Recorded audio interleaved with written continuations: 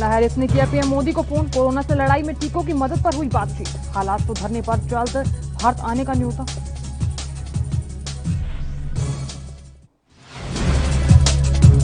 Flying Sikh Milkha Singh की तबीयत हुई खराब, आईसीयू में हुए भर्ती। 3 दिन पहले ही कोविड अस्पताल से मिली थी छुट्टी।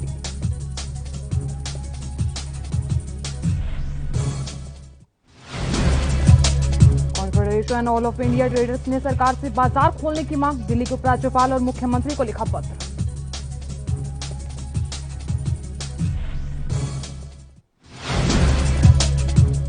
महाराष्ट्र में कम हुई कोरोना की रफ्तार। 24 घंटों में कोरोना के 15,229 केस आए सामने। 18 जिलों में अनलॉक पर यूटर्न।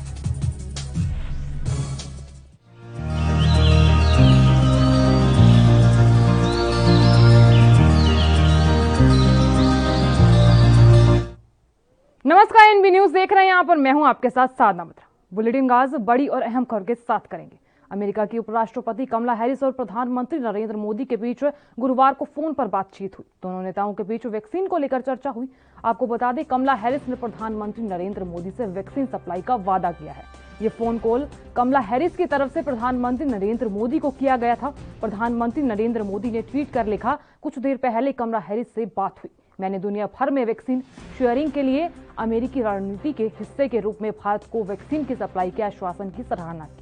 इसके अलावा अमेरिकी सरकार, कारोबारियों और प्रवासी भारतीयों से मिले समर्थन के लिए भी उनका धन्यवाद दिया। पीएम ने यह भी लिखा कि उन्होंने वैक्सीन को लेकर भारत अमेरिका के बीच चल रहे सहयोग को लेकर भी चर्चा की।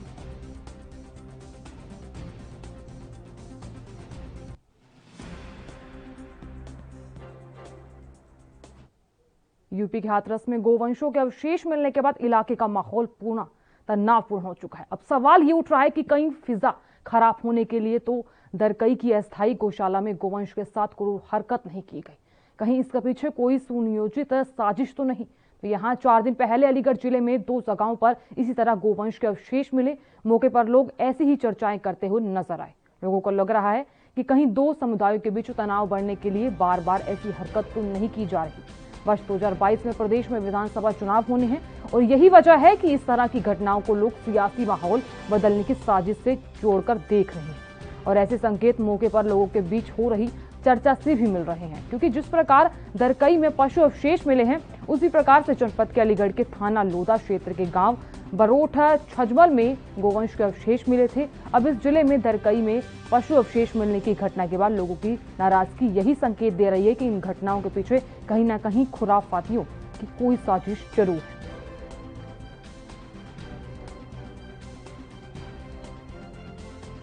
जो आदमी किसी कार्यकर्ता का, किसी बड़े संगठन का, अंतर्राष्ट्रीय संगठन का ज्ञापन नहीं ले सकता, वो कार्रवाई क्या करेगा? उसकी मानसिकता से ऐसा लगता है कि डीएम साहब की मानसिकता और एसडीएम साहब की मानसिकता ऐसा प्रतीत होता है कि इसमें ये लीन है। सेक्रेटरी द्वारा उन गायों की गिनती ना कराना, चारा पूरी गायों को उपलब्ध कराना, गायों कमियां ना देखना, सारी बाउंड्रियां खराब रहना और चोरियां डकैतियां करवाना। तो हाथरस डीएम साहब से आपकी बात हुई है? हाथरस डीएम साहब ने बात करने से इनकार किया, वो ज्ञापन देने से इनकार किया। अब हम डीएम साहब को कोई ज्ञापन नहीं देंगे, किसी तरह ज्ञापन नहीं देंगे।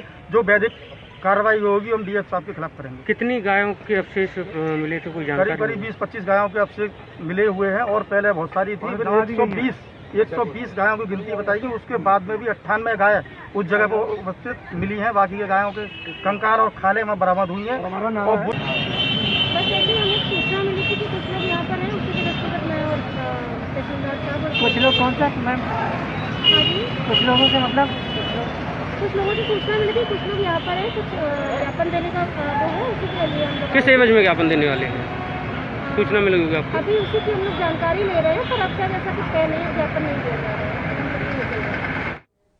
चलिए बड़ी खबर का रुख कर लेते हैं और बड़ी खबर मिल्खा सिंह को लेकर आ रही है। मिल्खा सिंह की तबीयत फिर से हालात और नाजुक होती दिखाई दे रही है। तो यहाँ कोरोना से ठीक होने के बाद मिल्खा सिंह फिर आईसीयू में भर्ती हुए। 3 दिन पहले कोविड अस्पताल से उन्हें छुट्टी मिली थी। तो यहाँ मिल्खा सिंह की तबीयत काफी ज्यादा खराब हो गई है। आपको बता दें, डॉक्टरों की निगरानी में है मिल्खा सिंह। यहाँ बड़ी और अहम खबर आपके सामने है। चंडीगढ़ की पीजीआई के कोविड अस्पताल में भर्ती है मिल्खा सिंह। फिलहाल चंडीगढ़ के पीजीआई में भर्ती हैं। कोरोना से ठीक होने के बाद मिल्खा सिंह फिर आईसीयू में भर्ती हुई। यहाँ मिल्खा सिंह की हालत नाजुक बताई जा रही है। तो डॉक्टरों का कहना है कि उनकी हालत काफी ज्यादा नाजुक है। तो यहाँ 3 दिन पहले उन्हें छुट्टी मिली थी। यहाँ बताया जा रहा है कि मिल्खा सिंह फिलहाल डॉक्टरों की निगरानी में है। चंडीगढ़ के पीजीआई के कोविड अस्पताल में भर्ती है मिल्खा सिंह। इस वक्त की अहम जानकारी आप तक पहुंचा रहे हैं। कोरोना से ठीक होने के बाद मिल्खा सिंह फिर से आईसीयू में भर्ती हुए हैं। बता दें आपको कि 3 दिन पहले उन्हें अस्पताल से छुट्टी मिली। यूपी के प्रयागराज में स्वरूप रानी नेहरू अस्पताल में भर्ती एक युवती से गैंगरेप का मामला प्रकाश में आया है। तो यहां बता दें आपको कि इस मामले में ऑपरेशन के दौरान युवती ने डॉक्टरों और स्वास्थ्य कर्मियों पर गलत काम करने का आरोप लगाया। जानकारी के अनुसार मिर्जापुर के एक युवक ने सोशल मीडिया पर अपना बयान देकर हड़कंप मचा दिया। उसने साफ तौर पर कहा कि उसकी चचेरी बहन की आंत में समस्या है और ऐसे में 29 मई को उसे स्वरूप रानी अस्पताल में भर्ती कराया गया था। 1 जून की रात 11 बजे डॉक्टर ऑपरेशन करने के लिए उसे ओटी में ले गए। रात 1 बजे के करीब वह ऑपरेशन के बाद जब वो लौटी तो अचेत लग रही थी। तो बताया जा रहा है कि वह कुछ कहना चाह रही थी और उसे दर्द हुआ तो यहाँ उसने कागज में लिखा और कुछ लोगों ने उसके साथ गलत काम किया है। तो यहाँ ये कड़े आरोप लगाए गए हैं और ऐसे में डॉक्टरों पर गैंग रेप का आरोप लगाया गया है। तो यहाँ इस मामले में जो खबर सामने आई कि थोड़ी देर बाद पुलिस आ गई। आरोप ये है कि पुलिस ने पूछताछ कर उसकी पर्ची फाड़ दी। इसके बाद युवक ने सोशल मीडिया पर अपनी आप बीती वायरल की और सीएमओ और मेडिकल कॉलेज के प्रिंसिपल ने इस प्रकरण की जांच के लिए डॉक्टरों की टीम का गठन किया।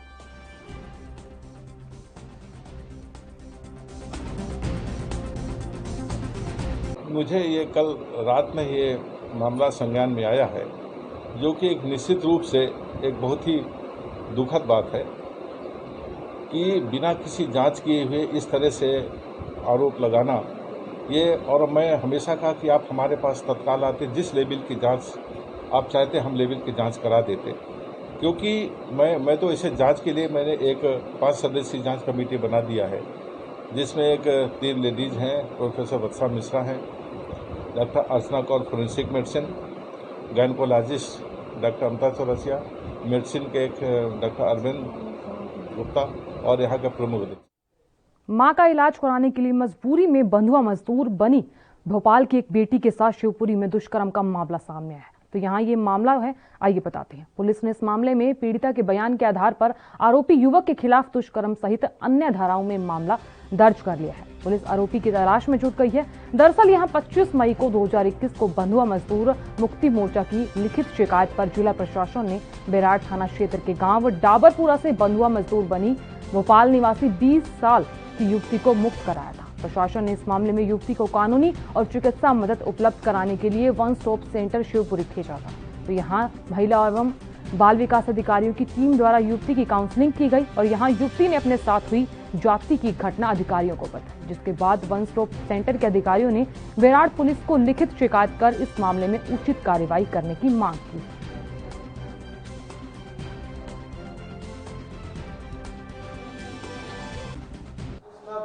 बलात्कार की भी पुष्टि हुई है सर, क्या कार्रवाई करने वाले हैं सर? इसमें किन किन को आरोपी बनाया गया? इसमें एक 20 वर्षीय युवती है, उनकी माताजी ने एक जो भोपाल में रहते हैं, उन्होंने थाना बेराड़ में इस प्रकार की शिकायत की थी कि हमारी लड़की को बंधुआ बना रखा है और उनके साथ गलत काम हुआ है। क्योंकि पीड़िता यहाँ हमारे वन स्टॉप सेंटर पे आई थी, वन स्टॉप सेंटर से उनके बयान लेने के उपरांत उनका मेडिकल परीक्षण कराया गया था। तो मेडिकल परीक्षण उपरांत उसमें प्रेगनेंसी शो हुई, जिसके कारण से उनके साथ लैंगिक शोषण का अपराध पंजीबद्ध किया गया है। उधर यूपी के बुलंदशहर से भी कक्षा 5वीं की छात्रा के साथ रेप करने का मामला सामने आया। तो यहाँ खानपुर थाना क्षेत्र के गांव में दुकान से सामान लेकर जा रही एक नाबालिग बच्ची की दरिंदों ने अगवा कर लिया। तो बताया जा रहा है कि आरोपी नाबालिग छात्रा को उठाकर एक खेत में ले गया, जहां उसे दुष्कर्म की वारदात को अंजाम दिया।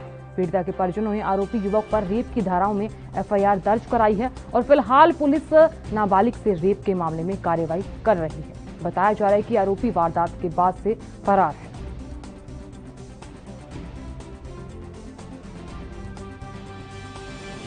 क्या घटना हुई थी जब आप मौके पे थे? जी मौके पे मैं खाना खा रहा था और घरवाली ने और छोटे बच्चे ने बताया ना ऐसे ऐसे लड़की को उठा के ले गया। वो दुपट्टा ये परी अचानक मैं रोटी छोड़ के नहीं, मैंने पेड़ के नीचे खड़े हो रात का अंधेरा था और देखा तो लड़की की चीख जो आवाज़ आई चीख जो निकली। अब मैं भग के गया, फिर मुझसे भी चिपट गया वो, फिर मारने की धमकी दे रहा मुझे। किस टाइम की घटना थी, फिर क्या हुआ था? ये 8 बजे की है जी, रात की। जब आपकी झगड़ा हुआ था, हाँ, क्या मारा था? 8 बजे की रात की। फिर आपने पुलिस की सूचना दी थी या घर सूचना दी थी? घर दे यूपी के गोंडा जिले में एक तालाब ने 5 मासूम की जिंदगियों को निगल लिया। तो यहां बता दें आपको, तालाब से मिट्टी निकालने के बाद एक के बाद एक करते 5 मासूम जिंदगियों की तालाब में डूबकर मौत हो गई।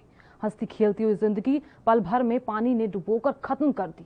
जिस तरह से इस बड़ी घटनाएं इस इलाके में हुई है, इसी के साथ गोंडा में शोक की लहर दौड़ रही है। मामला थाना खोडारे के रसूलपुर मस्टोलिया गांव का बताया जा रहा है।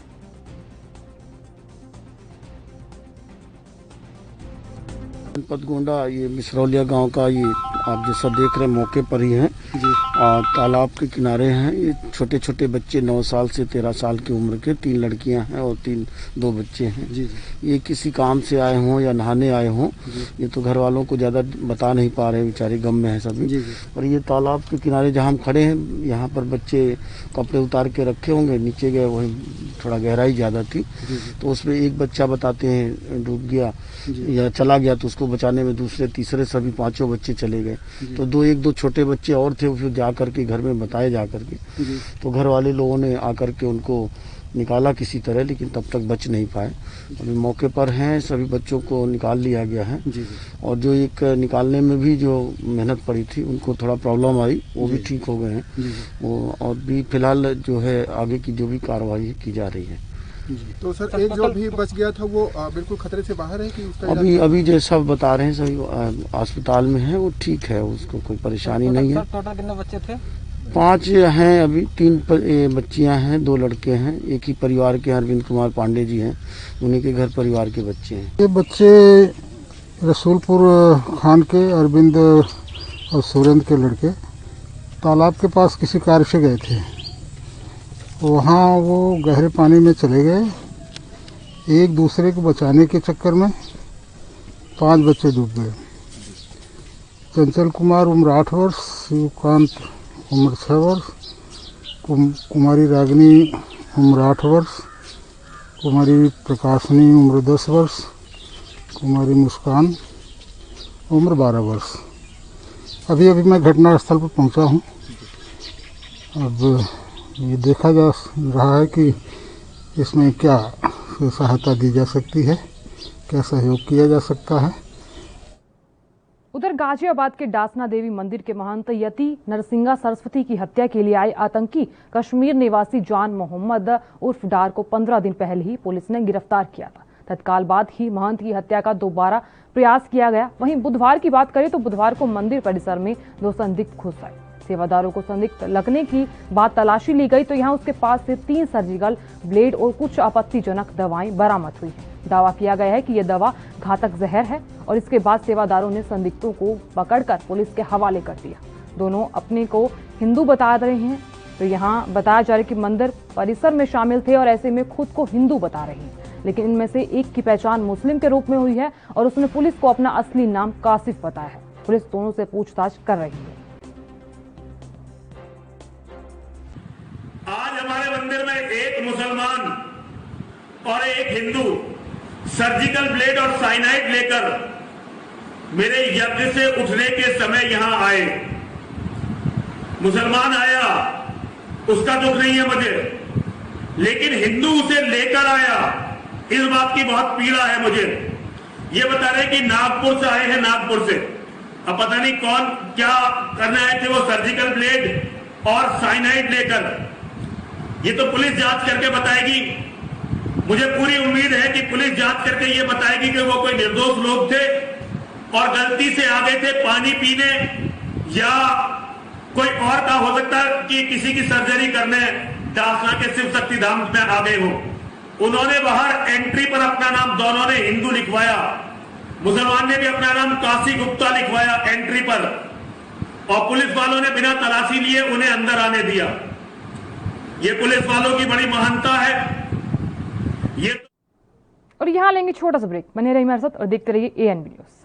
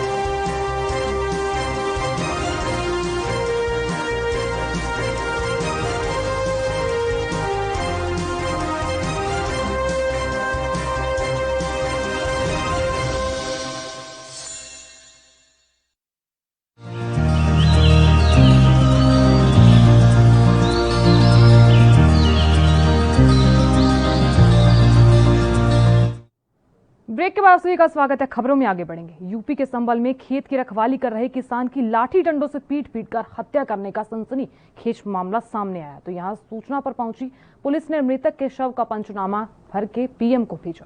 आगे की कार्यवाही में पुलिस जुट गई और फिलहाल जो मामला है रसपुरा थाना क्षेत्र के ग्राम चाऊपुरा डांडा की मढ़ैया का है और इस गांव का 35 वर्षीय नेकपाल बीती रात अपने खेत पर फसल की रखवाली कर रहा था।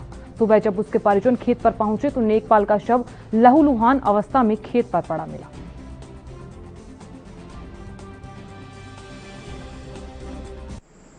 थाना रजपुरा के अंतर्गत ग्राम चाऊपुर में आज सुबह यह सूचना प्राप्त हुई कि एक व्यक्ति जिसका नाम नेकपाल है, इसकी उम्र लगभग 35 से 40 वर्ष थी, इसकी हत्या कुछ लोगों के द्वारा मारपीट कर दी गई है। मौके पर पुलिस के द्वारा पहुंचकर शव का पोस्टमार्टम और पंचनामा की कार्रवाई की जा रही है। परिजनों की तहरीर के आधार पर एफआईआर पंजीकृत की गई है। प्रथम दृष्टया जांच से यह आशनाई का मामला प्रतीत होता है। परिजनों में तहरीर में अनूप शहर के 2 लोगों का नाम बताया है। पूरे घटनाक्रम की गहराई से जांच की जा रही है व अन्य विधिक कार्रवाई की जा रही है। और अब खबर रायपुर से है, जहां पिछले महीने बिहार की सरकारी बिजली और सड़क निर्माण कंपनी के क्लोन चेक से रकम निकालने वाले अब पुलिस के हत्थे चढ़ गए हैं। तो यहां बैंक मैनेजर भी अपराध में शामिल है, जिसे पुलिस की हिरासत में ले लिया गया है। तो यहां रायपुर पुलिस ने कैनरा बैंक को 3.60 करोड़ का चूना लगाने वाले ठग को महाराष्ट्र से गिरफ्तार कर लिया है। पुलिस ने इस मामले में बैंक मैनेजर के साथ एक आरोपी को गिरफ्तार किया है। वहीं इस प्रकरण में 2 आरोपी अब तक पुलिस की पकड़ से बाहर है। रायपुर एसएसपी अजय यादव ने बताया कि रायपुर के कैनरा बैंक के आरोपी 3 करोड़ 60 लाख रुपए की धोखाधड़ी की थी। तो यहाँ इस मामले में बैंक मैनेजर आलोक और आरोपी सुभाष हरिचंद्र काले को गिरफ्तार कर लिया गया है और उनके कब्जे से 95 लाख और 35 लाख रुपए के 2 चेक बरामद किए गए हैं। आपको बता दें कि जरूरतमंदों को ढूंढकर लाने वाले 2 आरोपी शमीम और रमेश ठाकरे फिलहाल के लिए फरार हैं।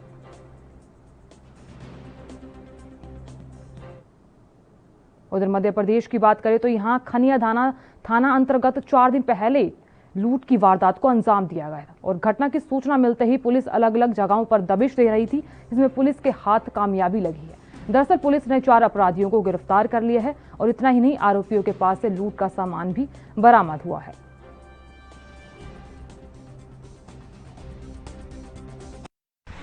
अभी 26-27 तारीख की रात को ये एक साथ 4 लूट की वारदातें खनिया थाना क्षेत्र के अंतर्गत हो गई हैं। इसकी सूचना पर धारा 392 11-13 एमपीडीपी के एक्ट के तहत मुकदमा पृथक कायम किए गए थे। लोगों की हुलिया के आधार पर उनको पहचान करने के प्रयास किए गए थे। लगातार प्रदेश में देखे मुखबिर की सूचना पर कल हमने शाम को 4 आरोपी गिरफ्तार किए, क्योंकि चारों घटनाओं में एक ही से 4 आरोपियों के नाम आए थे और एक ही से एक धारदार हथियार बकानुमा लेने की घटना सूचना आई थी। तो उस आधार पर इनको जब दबिश देकर पकड़ा गया तो 4 आरोपी कल नंदनवाड़ा के पास एक सुनी जगह पर मिले थे, कहीं बाहर भागने के प्रयास में थे। पूछताछ उधर यूपी की अयोध्या की बात करें तो यहां भी पुलिस को बड़ी सफलता हाथ लगी है। बता दें, ठगी करने वालों के द्वारा सेना और अर्धसैनिक बल में फर्जी भर्ती करने की ठगी करने वाले अंतर्राज्यीय गिरोह के 7 सदस्यों को गिरफ्तार किया गया है और ये सभी ठग राजस्थान, दिल्ली, अलीगढ़, मथुरा, प्रयागराज के रहने वाले बताए जा रहे हैं और यह ठग सेना, अर्धसैनिक बल और सरकारी विभागों में फर्जी तरह से भर्ती कराने का काम करते थे। गिरफ्तार ठगों के पास से अर्धसैनिक बल और अन्य सरकारी विभागों की फर्जी नियुक्ति पत्र, राजपत्रित अधिकारियों के द्वारा जारी प्रमाण पत्र की कूटरचित कॉपी और अभ्यर्थी की जगह दूसरे अभ्यर्थी को परीक्षा में बैठाने का काम किया जाता था। तो यहाँ शिकायत मिलने पर एसएसपी शैलेश पांडे ने एसपी सिटी विजयपाल सिंह और स्वाट टीम के साथ इन सभी को गिरफ्तार कर लिया है।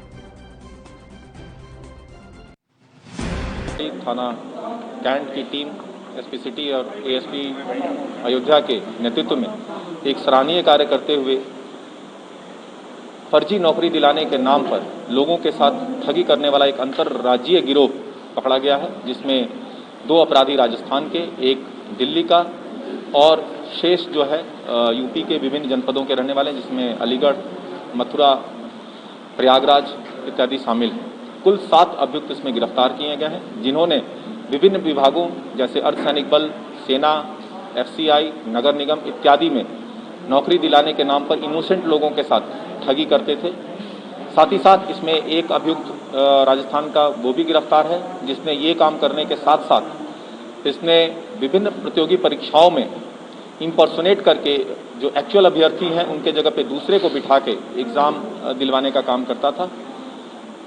इस मामले में एक जो विक्टिम है वो जनपद अयोध्या का रहने वाला है। उस विक्टिम के प्रार्थना पत्र पे अभियोग पंजीकृत करके इस गैंग पे काम किया गया। इसमें इनिशियल इनपुट हमें मिलिट्री इंटेलिजेंस की टीम से भी मिली थी, उनका भी काफ़ी सहयोग रहा। तो एक अच्छा आपराधिक गैंग जिसने कई सारे लोगों को ठगी किया था। और अब खबर यूपी के लखीमपुर खीरी से है। तो यहाँ बताया जा रहा है कि हैदराबाद थाना के अंतर्गत एक राइस मिल पर लुटेरों ने 2 कर्मचारियों को बंधक बना लिया और ऐसे में लगभग 3.5 लाख रुपए और लैपटॉप का सामान लूट लिया गया। और इतना ही नहीं, लूट करने के साथ साथ सीसीटीवी के डीवीआर को भी उठा लिया गया। राइस मिल के मालिक ने पुलिस को तहरीर दी है, जिसके बाद अब पुलिस जांच में जुट गई है।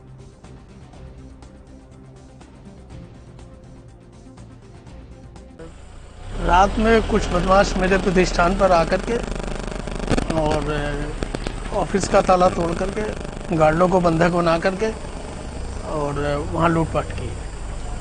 कहाँ पे है ये? कोटार रोड गोला पे।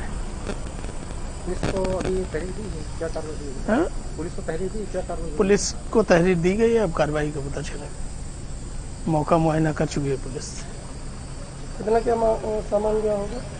लगभग 3.5 लाख रुपए कैश है, लैपटॉप और प्रिंटर, डीवीआर, सीसीटीवी।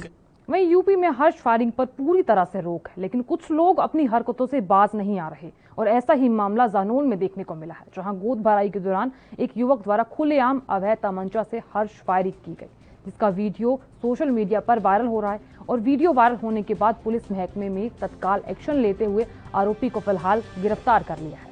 आपको बता दें, साथ ही उसके खिलाफ विभिन्न धाराओं में मुकदमा पंजीकृत करते हुए जेल भेजने की तैयारी शुरू कर दी है। और पूरा मामला कहां का है तो यहाँ बताते हैं आपको। सिरसा कलार थाना क्षेत्र के ग्राम निम्पनिया का ये पूरा मामला बताया जा रहा है, जहां गोद भराई का कार्यक्रम चल रहा था। और इस कार्यक्रम में जालौन कोतवाली के मोहल्ला दलालपुर के रहने वाले वीर सिंह पुत्र राम रूप दोहरे की शिरकत में आए। और ऐसे में गोद भराई के दौरान वहां सार्वजनिक स्थान पर अवैध तमंचे से खुलेआम फायरिंग की गई, जिसमें कुछ देर के लिए सभी लोग सन्न रह गए।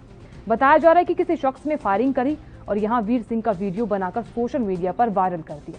वीडियो वायरल होने के बाद पुलिस महकमा तत्काल एक्शन में आ गया और ऐसे में फायरिंग करने वाले शख्स को अवैध तमंचे के साथ गिरफ्तार कर लिया गया है और विभिन्न धाराओं के मुकदमा दर्ज कर पंजीकृत कर लिया गया है। क्या कार्रवाई की है?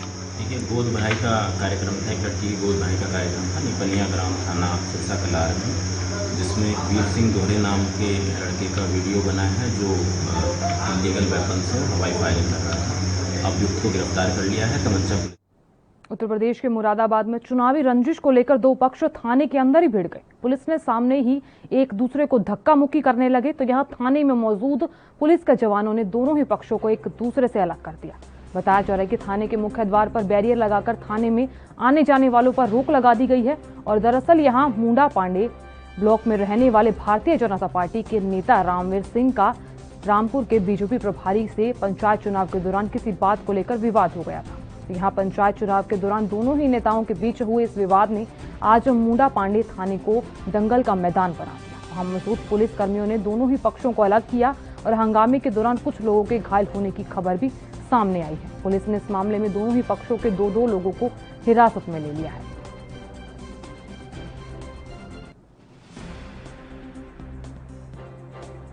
मैं मेडिकल के लिए चला जी, बस थाने के गेट से पीछे थे, मैं अंदर मतलब बाहर निकल भी नहीं पाए। इतने पीछे से 7-8 लोग एकदम आए, बाहर ही हो एकदम हत्तापाई शुरू कर दी थाने के अंदर। अंदर घुसे थे। किससे हुआ झगड़ा? क्या नाम है इनका? क्या नाम है इनका? विजयानंद ऐसे नाम है। विक्की विक्की विक्की है। हाँ, यही थे। वो लोग कौन थे? वो ऐसे मेरे नाम से जानकारी नहीं, ऐसे मालूम नहीं, मैं नहीं जानता ऐसे थे। अच्छा, बात करने वाला हूँ मुझे। हाथ से मारपीट हुई थी या वैसे कुछ? हाथ ही थे वैसे कुछ नहीं। किस बात को लेकर झगड़ा हुआ है? नहीं, कोई बातचीत। यूपी के कौशाम्बी की बात करें तो यहाँ सराय अकील थाना क्षेत्र के करण चौराहा पर ट्रैक्टर में गैस वेंडिंग कर रहे 2 युवक आग लगने से झुलस गए। तो बताया जा रहा है कि ट्रैक्टर टैंक के पास जोड़ लगाते समय डीजल टैंक में आग लग गई, जिसके बाद बड़ा हादसा होने से बचा। घायल युवकों को पुलिस ने अस्पताल भेज दिया है और यहाँ घायल युवक का नाम कमलेश और शिवम बताया जा रहा है। वहीं मौके पर पहुंची पुलिस ने तत्काल आग पर काबू पाया और ऐसे में घायल युवकों ने कमलेश की हालत नाजुक बताई जा रही है।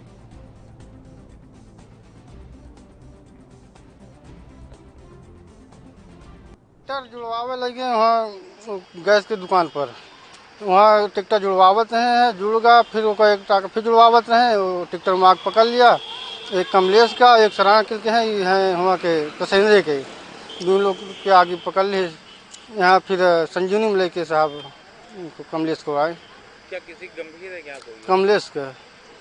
कैसे उसमें आग लग गई? गैस फट गई। आप वहाँ क्या कर रहे थे? हम बैठे रहे हैं। आपके सामने हुआ था? जी हमारे सामने भाई है। किसने आग बुझाया है? अरे आग का जलत रही, फिर इनका जो है दोनों लोग का बालू से बुतावा गया है।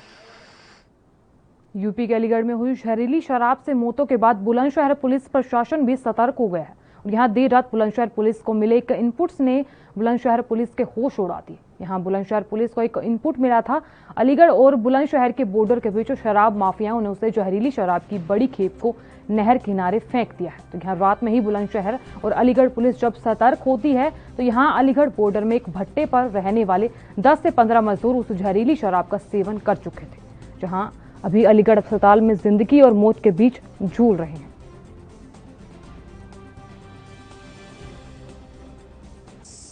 देखिए, कल रात हमें 2:30 से 3 बजे के बीच में सूचना मिली थी। लगातार फोन आया कि कुछ असामाजिक तत्व आप शराब माफिया कह सकते हैं, जिन्होंने छतारी और अलीगढ़ बॉर्डर जहां जवा थाना लगता है, वहां पर जो नहर के पास जो है शराब को फेंक दिया गया है और कुछ मजदूरों द्वारा उनका सेवन भी कर लिया, जिससे उनकी हालत खराब हो गई है।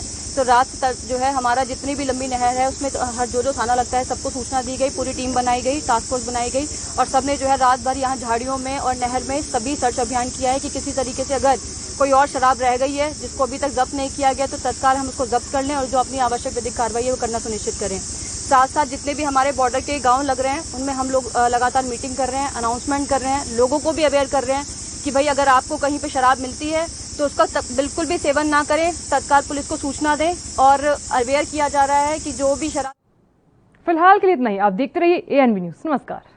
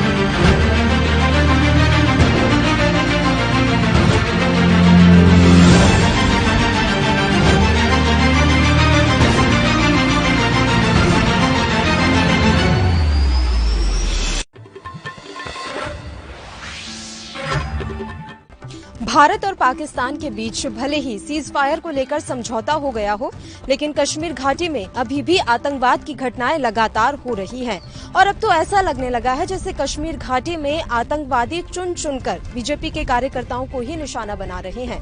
और इसकी साफ वजह अभी तक जो है वो यही समझ में आ रही है कि धारा 370 हटाना कहीं से भी आतंकवादियों को रास नहीं आ रहा और इसलिए भारतीय जनता पार्टी के कार्यकर्ताओं को गिन गिनकर यहाँ पर निशाना बनाया जा रहा है। बात ये भी है कि उतनी सुरक्षा बीजेपी के कार्यकर्ताओं और नेताओं को नहीं मिली है जितनी मिलनी चाहिए। इतनी सुरक्षा उनको अभी देनी पड़ेगी ताकि उनकी जान ना जाए, लेकिन अभी वो इस सुरक्षा से वंचित है।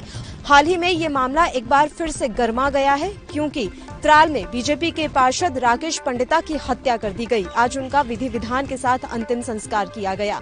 इस घटनाक्रम के सामने आने के बाद से आतंकवाद का मसला एक बार फिर से गर्मा गया है। कोरोना के बीच में भी आतंकवाद की ये घटनाएं थमने का नाम नहीं ले रही हैं। लगातार रुक रुक कर ऐसी वारदातें हो रही हैं जो कि इस समय चिंता बढ़ा रही हैं। और ये सवाल आखिर बार बार हर कोई पूछ रहा है कि कब हमारे देश से खासकर कश्मीर घाटी से आतंकवाद का सफाया होगा। आतंकियों की खैर कब आएगी, कब ऐसा होगा जब कश्मीर घाटी से पूरी तरीके से आतंकवाद का सफाया हो गया हो और वहां पर उतनी ही शांति बहाल हो गई हो जितने की उम्मीद हमेशा से की जाती रही है। जो थे हमारे घर के एक कमाने वाले थे, अब उनकी डेथ हो गई है। मेरे घर पे मेरे चाचू जो हैंडीकैप्ड है और दादी हैं, मम्मी हाउसवाइफ हैं, वही घर पे कमाने वाले थे, अब उनकी डेथ हो गई। तो मैं चाहता हूँ सरकार से कि उनकी अगर साजिश है तो इंक्वायरी की जाए और पता किया जाए कि इनके इस सिचुएशन के पीछे कौन कौन थे।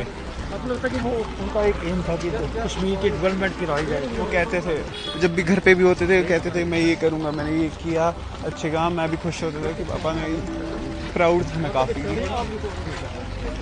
आपको लगता है कि वो ये साजिश कैसा की तरह मारा गया है उनको इसलिए कि वहाँ के। कैमरा पर्सन हरपाल के साथ मैं पल्लवी राजपूत, ANB न्यूज।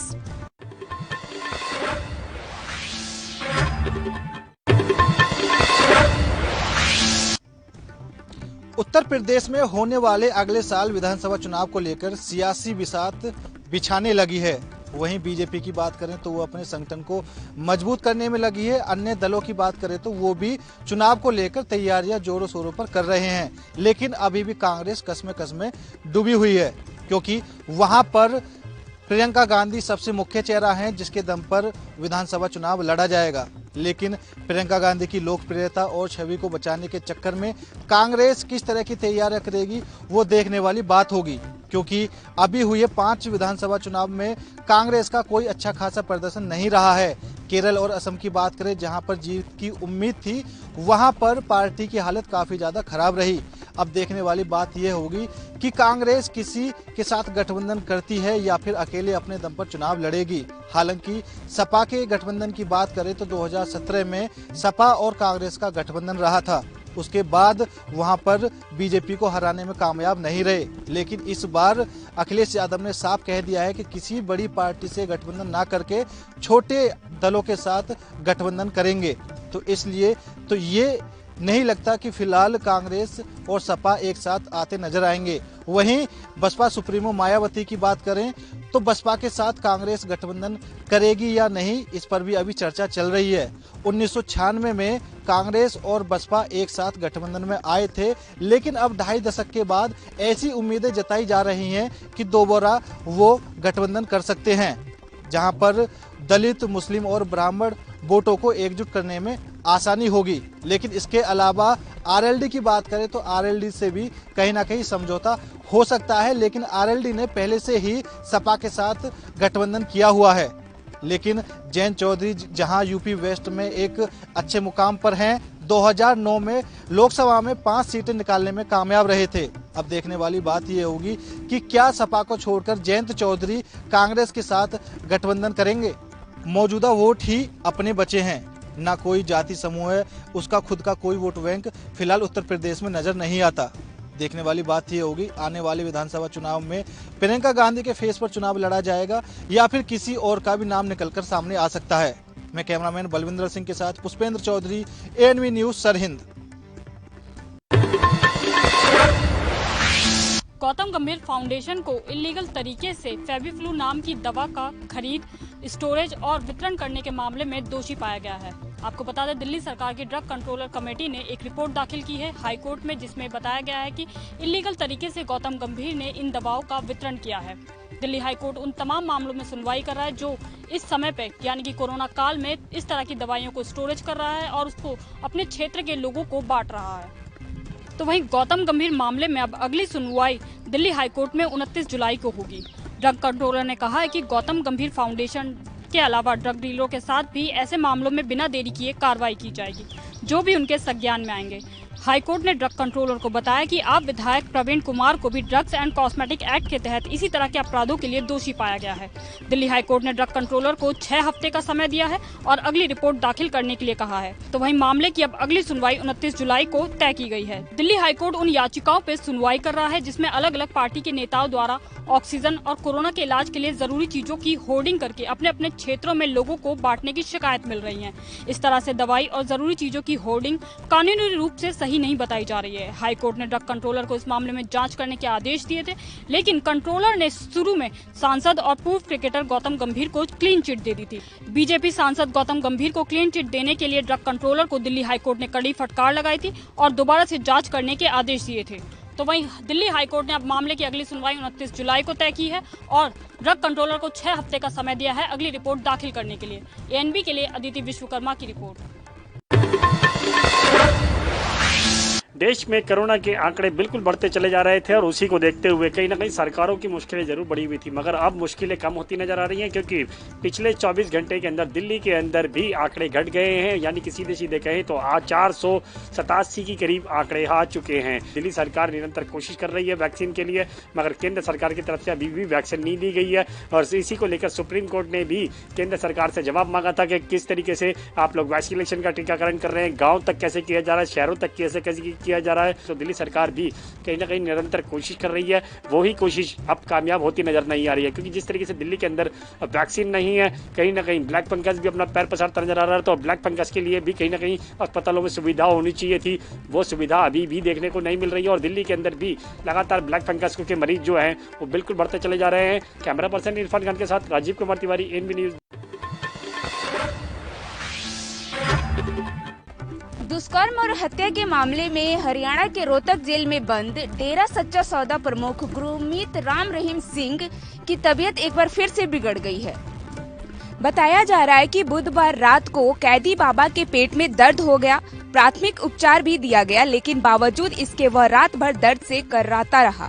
आखिर गुरुवार सुबह पुलिस टीम राम रहीम को लेकर स्वास्थ्य जांच के लिए PGIMS लेकर पहुंची। कुछ टेस्ट कराने के बाद कैदी को फिर से जेल में पहुंचा दिया गया। सूत्रों के माने तो पिछले कुछ दिनों से राम रहीम स्वास्थ्य धीरे धीरे उम्र ढलने के कारण सामान्य नहीं रह पा रहा था। दरअसल PGIMC में सूरज की पहली किरण नजर आने से पहले ही कड़ी सुरक्षा देखने को मिली। हर कोई इसी अनुमान में था कि शायद किसी मंत्री का दौरा है, पर सच्चाई सिर्फ मेडिकल कॉलेज के गैस्ट्रोलॉजी विभाग ही जानता था। यह जानकारी करीब 8 बजे तक सार्वजनिक हुई, जब यहां से भारी पुलिस बल डेरा सच्चा सौदा के प्रमुख गुरमीत राम रहीम सिंह को वापस ले जाते दिखाई दिया। कैमरामैन हरपाल के साथ ममता शर्मा, ANB न्यूज।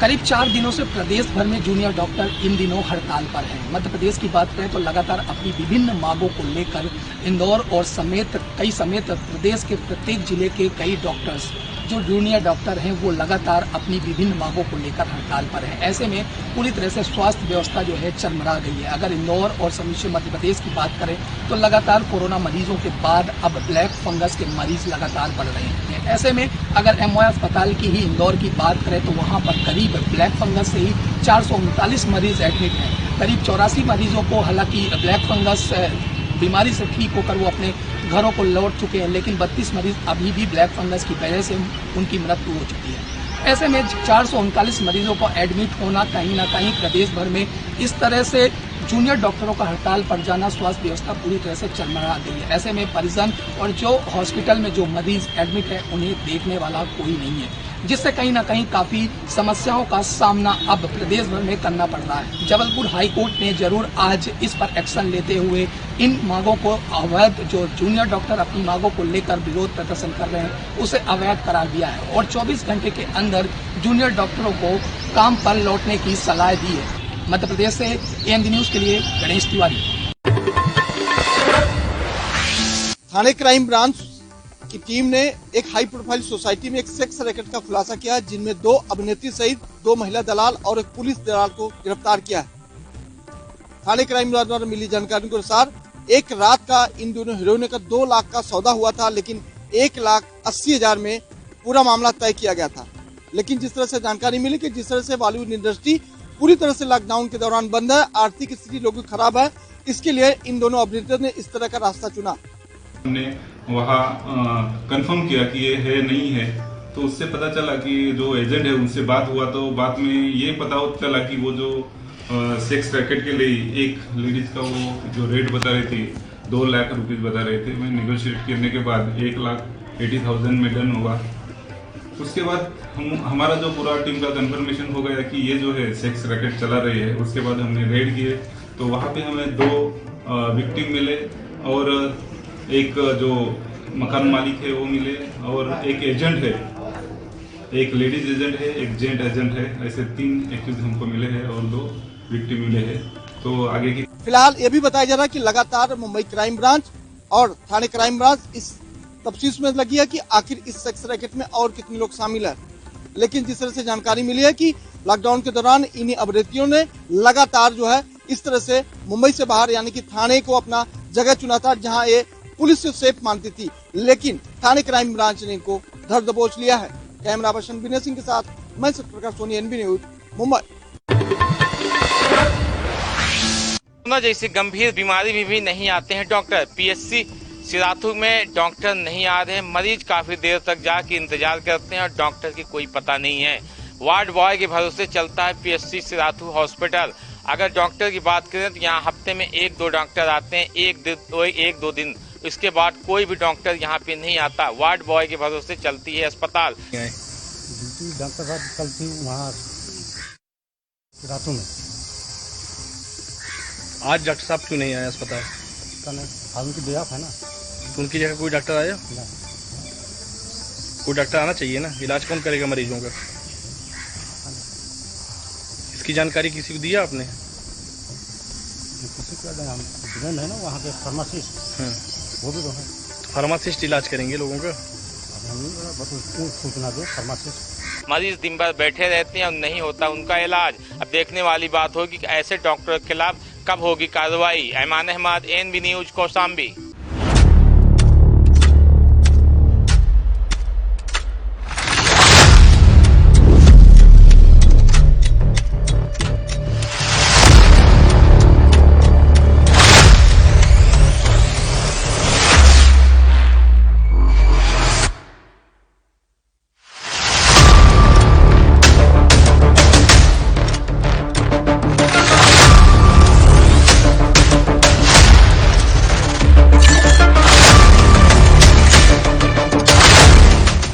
कम ब्रेक और ज्यादा खबरों के साथ देखिए ANB न्यूज इन चैनल नंबर पर।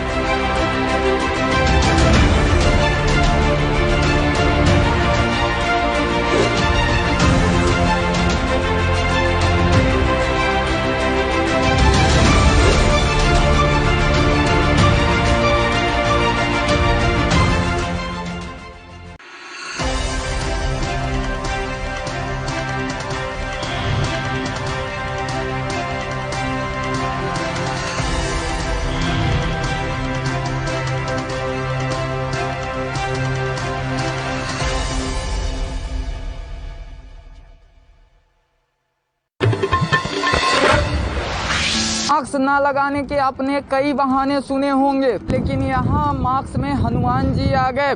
एक और पुलिस कोविड प्रोटोकॉल का पालन करवाने में लगी हुई है तो दूसरा कोविड के नियमों का उल्लंघन कर रहा है। मामला रीवा जिले के चोरहटा थाना क्षेत्र अंतर्गत हाईवे का है, जहां पर अनलॉक के बावजूद पुलिस चेकिंग लगाई हुई थी। उसी वक्त EOW में काम करने वाली महिला अपने पति के साथ स्कूटी पर आ रही थी, लेकिन जब पुलिस ने उन्हें रोक लिया और उनसे मास्क लगाने के लिए बोला गया और यह पूछा गया कि आपने मास्क क्यों नहीं लगाया है, तो उनके द्वारा तरह तरह की बात बोलने लगे और बार बार यह बोलने लगे कि वह मास्क नहीं लगाए हैं, कपड़ा लगाए हैं। लेकिन पुलिस के द्वारा जब यह बोला गया कि मास्क लगाना बेहद जरूरी है क्योंकि कोरोना का खतरा अभी भी देश प्रदेश में बना हुआ है, तो EOW में काम करने वाली महिला पुलिस के द्वारा बोला गया कि आज मंगलवार है और मंगलवार के दिन झूठ बोलोगे तो मरोगे। एक और कोविड का पालन करवाने के लिए पुलिस लगातार मेहनत कर रही है, तो वहीं दूसरी ओर ईओडब्ल्यू पुलिस कोविड के प्रोटोकॉल का उल्लंघन करते हुए दिखाई दी। हालांकि इस बीच रीवा पुलिस और ईओडब्ल्यू पुलिस के बीच खूब झूमा झपटी हुई और देख लेने की धमकी दी गई। हालांकि चोरहटा पुलिस के द्वारा इस पूरे ड्रामे का वीडियो बना लिया गया और बाद में दोनों लोगों को छोड़ दिया गया। लोगों को मास्क पहनने के लिए बाध्य करना बहुत जरूरी है। मास्क लोग व्यक्तिगत तौर पे स्व प्रेरणा से पहने बहुत जरूरी है। साथ में 2 गज की दूरी बहुत जरूरी है।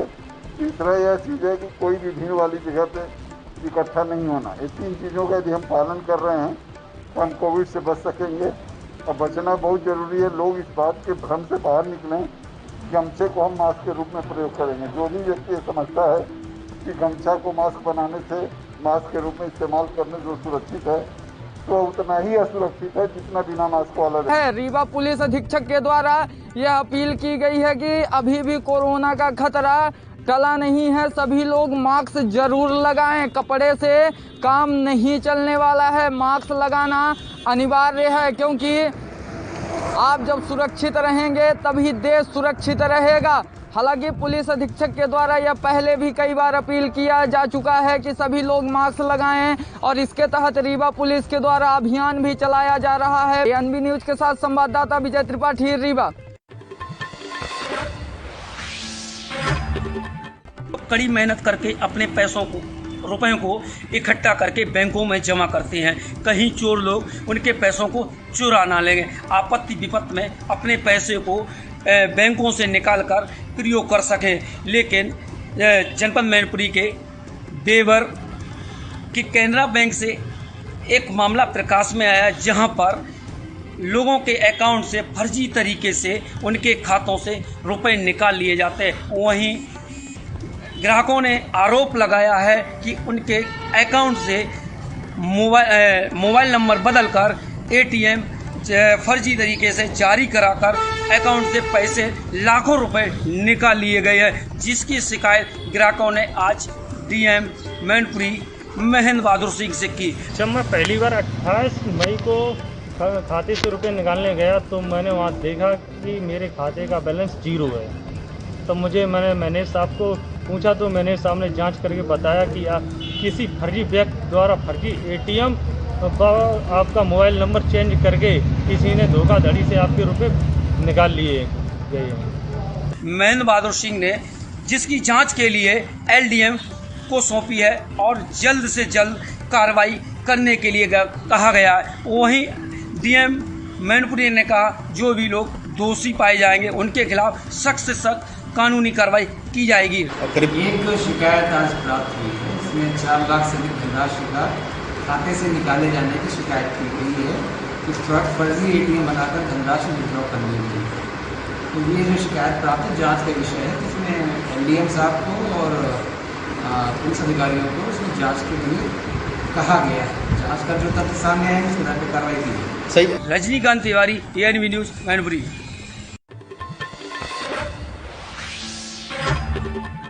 2 वर्ष पुराने अंधे कत्ल का भिंड पुलिस ने किया पर्दाफाश।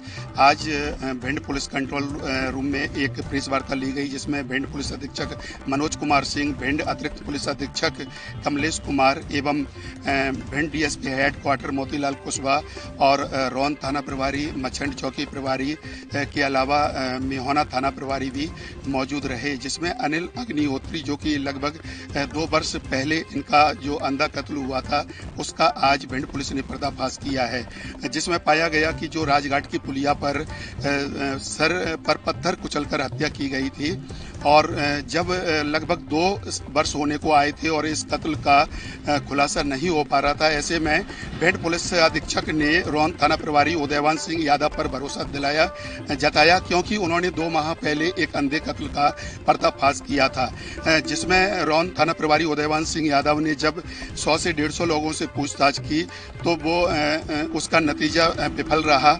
फिर उसके बाद उन्होंने मृतक के जो मोबाइल था साइबर पर डाला, जिसमें निकल के आया कि वो मोबाइल बिलाव के राहुल जाटव पर पाया गया, लेकिन राहुल जाटव दोषी नहीं था, केवल उसे मोबाइल झाड़ियों में मिला जिसकी रिपेयरिंग करवाकर उसने चालू कर दिया।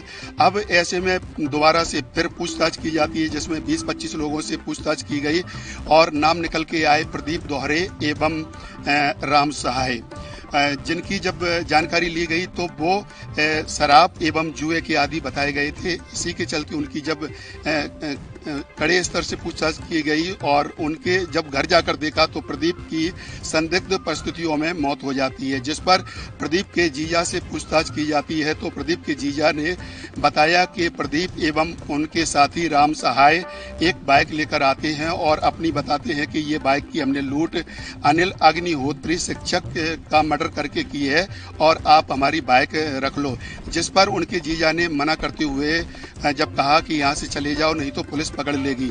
फिर उन्होंने बिलाव जाते हुए मोबाइल को बिलाव में फेंका और कमलेश के घर भिंड चतुर्वेदी नगर पहुंचे, जहां कमलेश के घर बाइक रखती।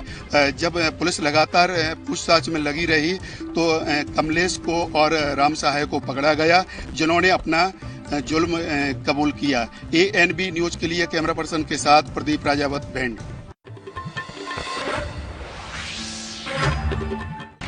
भले ही योगी सरकार ने उत्तर प्रदेश में शराब बेचने को लेकर के विभिन्न तरीके के कानून और नियम बनाए हैं, खास बात तो ये है कि जनपद बहराइच में उन नियम और कानूनों की खुली तरीके से पूरी तौर पर धज्जियां उड़ाई जा रही हैं।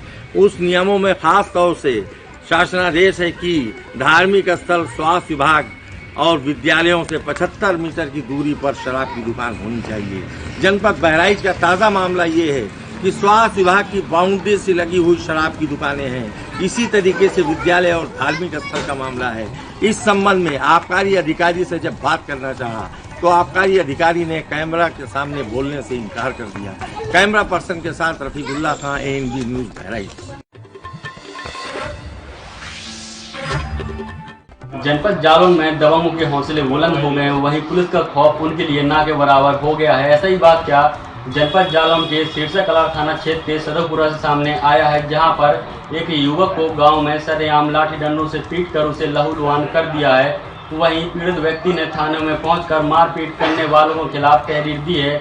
वहीं पुलिस अधीक्षक डॉक्टर एसवीर सिंह ने बताया कि जो वीडियो में मारपीट कर रहे हैं उनको गिरफ्तारी कर ली गई है। वहीं उनके खिलाफ सुसंगत धाराओं में मुकदमा लिखकर उनको जेल भेजने की तैयारी की जा रही है। वहीं उनके खिलाफ सख्त कार्रवाई की जाएगी। कार्रवाई की है। 2 तारीख का वीडियो है, इसमें एक जितेंद्र ठाकुर नाम के लड़के के साथ में 2 लोग गुरेलाल और परविंदर मारपीट करते हुए दिखाई दे रहे हैं। आपस में उनकी कहासुनी हुई थी। थाना सिरसा कलार के गाँव से कोई बुरा नहीं है, वहीं पर मारपीट का वो वीडियो है। इस संबंध में थाने पर अभियोग पंजीकृत कर लिया गया है और जो मारपीट में जो दिखाई दे रहे हैं उनकी गिरफ्तारी पुलिस ने कर ली है। ANB news Mahangrajpur Jalaun. तो भी आपको बता दें कि जो नाट थाने के अंतर्गत जो ईस्टरा गांव है, वहां पर एक सरकारी टोलिया है, वहां पर लगातार कई महीनों से प्रदेश का कारोबार चल रहा है। तो साथ ही इसमें जो खननकारी है और पुलिस प्रशासन है, कहीं न कहीं इनकी मिलीभगत सामने आ रही है, क्योंकि यह जो खनन का कारोबार है JCB और डंपर के माध्यम से चल रहा है, क्योंकि जो JCB और डंपर है लगातार क्षेत्र में घूम रहे हैं और खनन का कारोबार चल रहा है। अब देखना यह है कि खनन अधिकारी और पुलिस प्रशासन कब इस अवैध खनन को रोक पाने में कामयाब होते हैं या नहीं। जयपुर से ANB न्यूज के लिए नीतीश कुमार।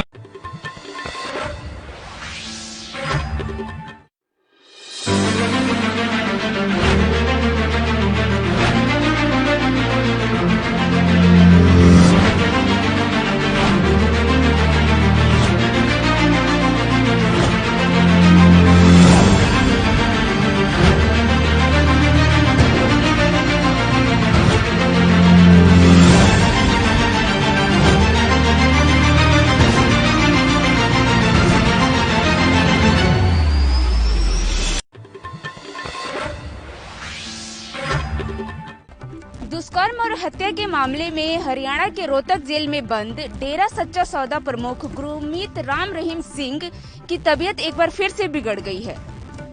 बताया जा रहा है कि बुधवार रात को कैदी बाबा के पेट में दर्द हो गया। प्राथमिक उपचार भी दिया गया, लेकिन बावजूद इसके वह रात भर दर्द से कर्राता रहा। आखिर गुरुवार सुबह पुलिस टीम राम रहीम को लेकर स्वास्थ्य जांच के लिए PGIMS लेकर पहुंची। कुछ टेस्ट कराने के बाद कैदी को फिर से जेल में पहुंचा दिया गया। सूत्रों के माने तो पिछले कुछ दिनों से राम रहीम स्वास्थ्य धीरे धीरे उम्र ढलने के कारण सामान्य नहीं रह पा रहा था। दरअसल PGIMC में सूरज की पहली किरण नजर आने से पहले ही कड़ी सुरक्षा देखने को मिली। हर कोई इसी अनुमान में था कि शायद किसी मंत्री का दौरा है, पर सच्चाई सिर्फ मेडिकल कॉलेज के गैस्ट्रोलॉजी विभाग ही जानता था। यह जानकारी करीब 8 बजे तक सार्वजनिक हुई, जब यहां से भारी पुलिस बल डेरा सच्चा सौदा के प्रमुख गुरमीत राम रहीम सिंह को वापस ले जाते दिखाई दिया। कैमरामैन हरपाल के साथ ममता शर्मा, ANB न्यूज।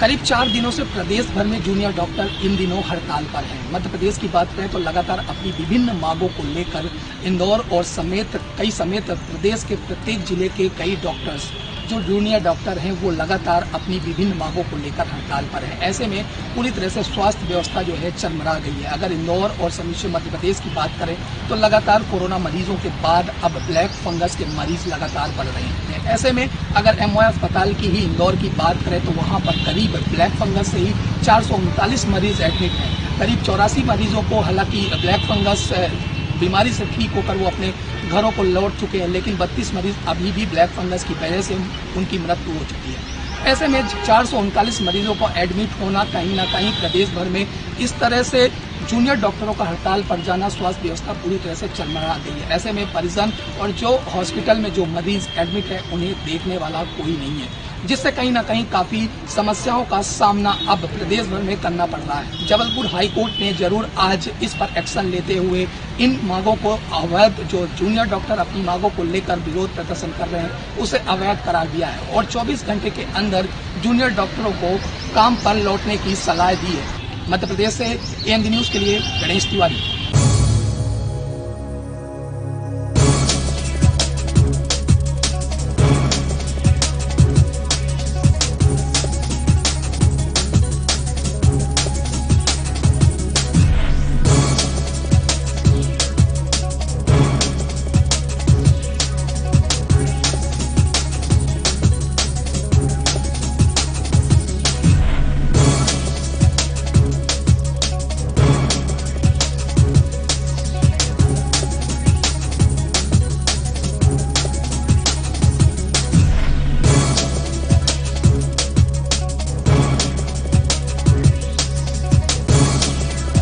मैं हूं आपके साथ विराज।